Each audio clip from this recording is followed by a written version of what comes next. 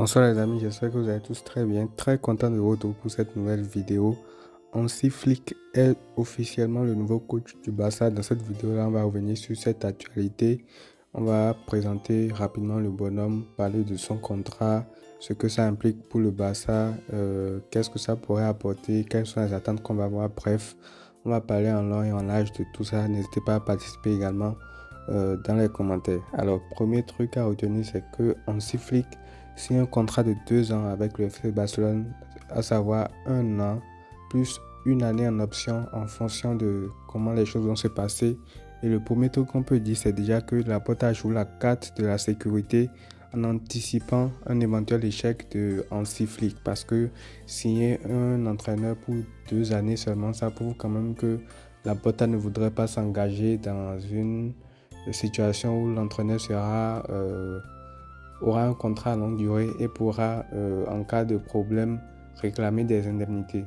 En gros, Laporta évite le Barça de payer de grosses indemnités en cas où ça ne se passerait pas bien, parce que ça peut arriver. C'est vrai que Flick a une aura positive et puis quand on se rappelle de lui, on se rappelle de 16 heures de gloire au Bayern et tout, mais on ne sait jamais ce qui peut se passer.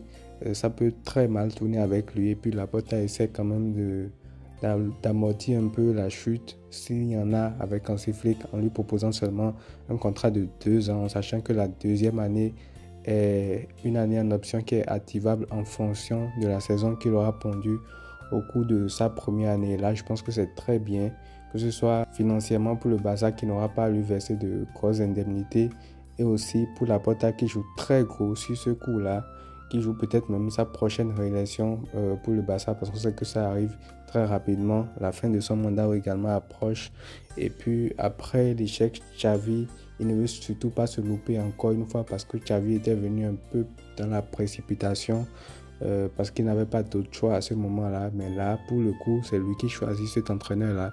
C'est lui qui lui fait signer ce contrat-là. Et c'est le troisième entraîneur avec qui il veut travailler au cours de son mandat. Donc, il ne voudrait pas du tout se louper sur ce coup-là. Et il prend toutes les précautions nécessaires en cas de casse pour pouvoir anticiper un éventuel échec également. J'ai lu dans la presse aussi que Rafa Marquez a voulu quitter le Barça pour commencer à construire petit à petit sa carrière, mais de ce qui se dit, Laporta ne voudrait pas le laisser partir, il voudrait le laisser au Barça en cas d'échec de Hansi Flick également, pour reprendre la tête de l'équipe au cas où.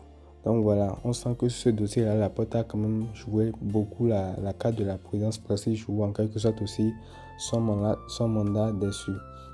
Alors, deuxième chose qu'il faut retenir à travers cette arrivée de Flick là, c'est que Flick a beaucoup insisté pour venir au Barça. Et ça, c'est un truc qui m'a beaucoup étonné, parce que de base, quand Laporta a décidé de garder Xavi, je me suis dit qu'il avait sûrement tenté Flick, mais que ce projet ne va pas séduire. Mais c'est tout le contraire. D'après les informations qui sortent aujourd'hui dans la presse, c'est Flick même qui a insisté pour rejoindre le Barça. Il a refusé beaucoup d'offres.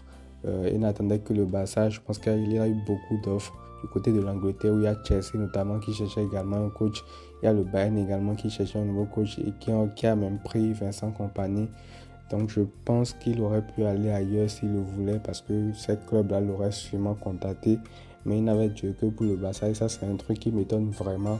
Et ça prouve aussi qu'il a déjà un attachement avec le Barça. Et le prochain truc, c'est qu'il aura un salaire moins élevé que celui de Xavi, ce qui prouve encore une fois que non seulement il a la volonté, mais cette volonté-là est tellement forte au point où il peut accepter une telle réduction de salaire. Parce que déjà Xavi, vous le savez, c'est vrai qu'il était bien payé et tout, mais c'était conforme également à la situation du Barça. Il ne gagnait pas énormément non plus. Donc il doit avoir un salaire moins élevé que celui de Xavi. Ça veut dire qu'il a encore fait beaucoup plus d'efforts que lui, dans le seul but de pouvoir faire partie de ce projet-là. Donc ça veut dire qu'il sera aussi 100% impliqué, parce qu'on sent que c'est un projet qui lui tient beaucoup à cœur. Et il y a quelques années, qui vous souviennent, il parlait déjà dans la presse, dans l'une de ses interviews, je crois, il parlait de Gavi et de Pedri, ce qui montre aussi qu'il a un certain intérêt pour le Barça depuis longtemps, qu'il suit le club, qu'il suit ces jeunes joueurs et qu'il les connaît déjà assez. Il a un œil sur ce club depuis un bon moment.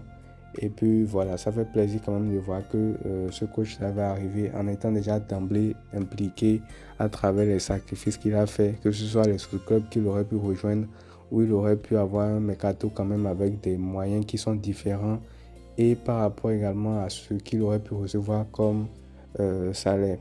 Prochain élément, c'est les ambitions qu'il faut avoir vis-à-vis de ce coach-là. Alors je sais que quand un nouveau coach rejoint le Barça, on est tous enflammés. En plus, Xavi qui était un coach inexpérimenté pour beaucoup, et d'ailleurs c'est la réalité, qui vient de partir, qui laisse place à Hansi Flick qui a gagné le sextuplé avec le Bayern, qui certes n'a pas eu un bon passage avec l'équipe nationale d'Allemagne, mais je sais que son nom génère quand même beaucoup de hype pour les supporters Blaugrana, mais il va falloir veiller à ne pas avoir des ambitions démesurées. Ça, je sais que peu importe ce que je dis, il y aura quand même des gens qui auront ces ambitions-là pour au final taper sur le coach dès qu'il y aura la première heure, mais il ne faut pas avoir des ambitions démesurées parce que il y a beaucoup qui te parlent de mentalité allemande et tout le monde s'imagine déjà qu'on va rouler sur tout le monde, comme c'était le cas avec Hansi Flick. Déjà, il n'a pas le même matos qu'il aurait pu avoir lorsqu'il était au Bayern.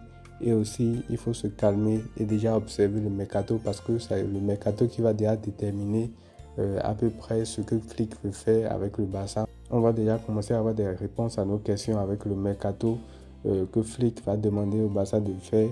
Et à partir de là, on pourra fixer maintenant nos attentes qui doivent être aussi réalistes. Parce que comme je l'ai dit, c'est vrai qu'il a un pédigré, il a gagné un sextuplé avec le Bayern. Il avait de très grands joueurs avec qui il a pu faire ce travail-là. Il a aussi le mérite d'avoir pu prendre cette équipe-là et de faire le travail. Mais il ne faut pas avoir des attentes qui sont démesurées non plus. Il est là pour apporter au Barça, pour apporter à ce projet-là. Mais il ne faut pas déjà penser qu'avec lui, ça y est, on va rouler sur tout le monde et que le Barça est de retour. Et je dis ça aussi parce que les premiers matchs qu'on va jouer, les premiers matchs de Hansi Flick seront contre Manchester City et contre le Real Madrid. Donc il va falloir ne pas s'enflammer en cas de victoire parce que ce ne sont que des matchs amicaux. Et en cas de défaite aussi, il va falloir ne pas commencer à crier à la catastrophe. Ça, c'est des matchs où tu testes des choses, tu testes tes systèmes pour voir un peu ce que ça va donner avant de commencer la saison. Donc, comme le nom l'indique, ce sont des matchs de pré-saison. Ce sont des matchs qui permettent aux joueurs et à l'entraîneur de préparer la saison. Et autre chose, Flick pourra s'appuyer sur l'héritage laissé par Xavi. Il y a déjà un effectif qui est présent, qui va modeler en fonction de ses envies. Il y aura des départs, il y aura des arrivées. On va observer, dont on va parler tout au long de ce mercato. Et on sait qu'il aime le jeu direct avec beaucoup de verticalité et de déséquilibre sur les côtés. Donc en fonction de ça, il va faire quand même un mercato.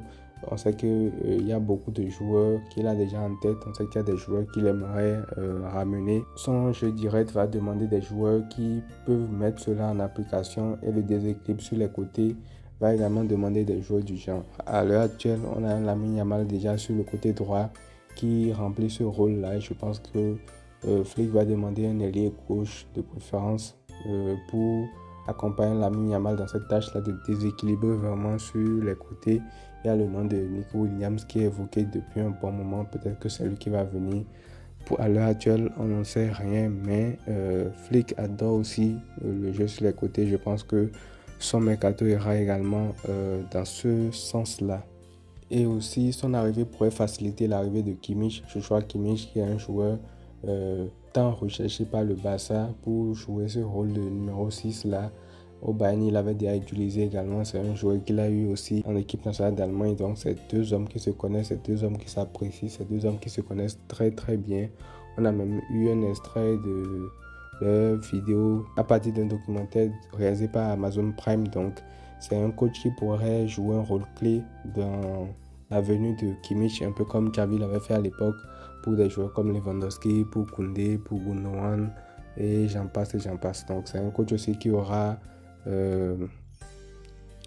faire venir d'autres joueurs que le Barça voudrait avoir de la carrière de Kimmich. Il y a aussi un jeune gardien allemand que je ne connais pas trop, j'ai oublié son nom, que Flick aimerait avoir aussi dans l'équipe. Et ça fera énormément de bien parce que Ter Stegen est déjà sur le déclin. C'est vrai qu'il a encore quelques années, mais il est déjà quand même sur un certain déclin. Il va falloir commencer à penser à l'avenir, comment on peut le remplacer et tout. Donc, avoir un jeune gardien là qui peut être en sortie de banc aussi, ce serait très bien. Donc voilà, en gros, je pense que c'est un bon coach pour nous, mais comme je l'ai dit, il va falloir mesurer un peu les attentes et je pense qu'il pourra instaurer quelque chose de nouveau. Il pourra casser peut-être ce cycle-là avec les Espagnols, les joueurs locaux qui sont un peu chouchoutés, surprotégés par tout le monde et tout. Je pense qu'il n'aura pas du mal à taper du poing sur la table lorsqu'il y aura un problème avec tout ça. Donc voilà en gros mon avis par rapport à l'arrivée de Hansi Flick. Dans cette vidéo-là, c'était juste pour parler de l'âge de son arrivée. Il y aura peut-être d'autres vidéos dans lesquelles on va revenir un peu sur la manière dont il va jouer, quel sera peut-être son mercato idéal, etc., etc. Bref, on va approfondir tout ça dans les prochaines semaines. Ça, c'était juste pour revenir sur l'actualité en elle-même. Donc voilà les amis, prenez tout soin de vous et à très vite.